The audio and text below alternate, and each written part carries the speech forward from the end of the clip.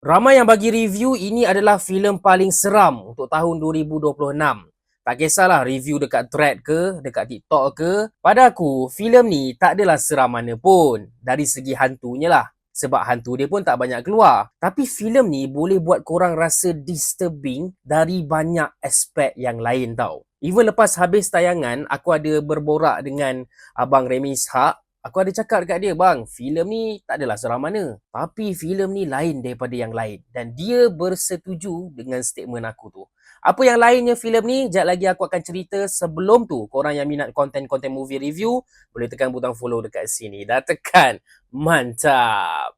Filem Kadam ni mengisahkan tentang saka yang dimiliki oleh nenek ni. Tak silap aku, nama dia dalam filem ni adalah Nek Mak. Dan dia nak meninggal dunia, of course lah dia kena pas saka tu dekat orang lain. Selalunya saka ni dapat dekat anak kan.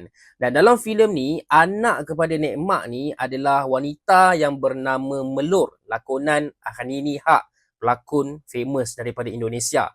Dan dialah yang terpaksa menjaga saka ni. Selain daripada Melo, seorang lagi adik-beradik dalam keluarga ni adalah Manis, dan Manis memang nampak sangat manis dalam filem ni, lakonan Siti Khadijah Halim. Aku jujur dekat sini, antara reason aku nak tengok filem ni sebab ada Siti lah.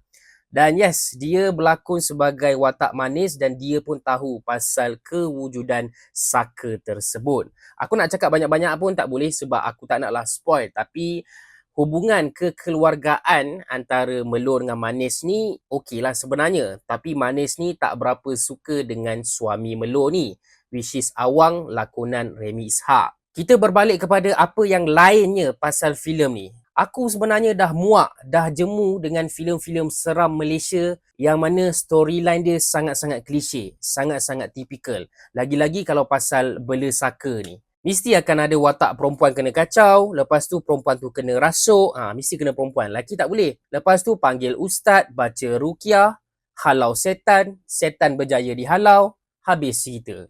Itu tipikal lah filem seram Malaysia. Tapi filem Khadam ni, konsep dia sama, simple pasal bela saka, tapi dia tackle the concept quite differently.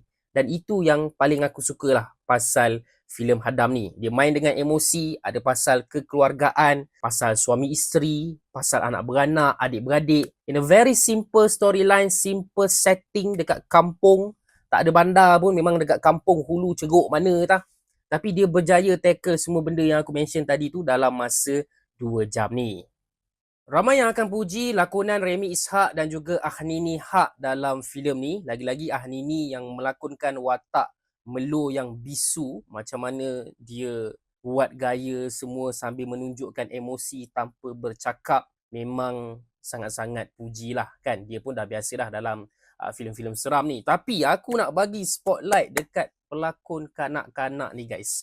Okay, melakonkan watak putih. Pelakon Zara Zaf ni, bulan lepas kot aku tengok dia dalam filem The Furious. Tak adalah lakonan tu tak apa-apa, tapi lakonan biasalah, standard pelakon kanak-kanak ikut skrip kan. Tapi apa yang Zara Zaf buat dalam filem Kadam ni memang aku puji sebab dia buat macam-macam. Dia tunjukkan perasaan marah, sedih, takut, kena kacau, macam-macam benda yang dia tunjuk. Dan sebagai seorang pelakon kanak-kanak, macam mana berjayanya dia pamerkan emosi-emosi tadi tu. So aku sangat-sangat puji Zara Zaf sebagai watak putih.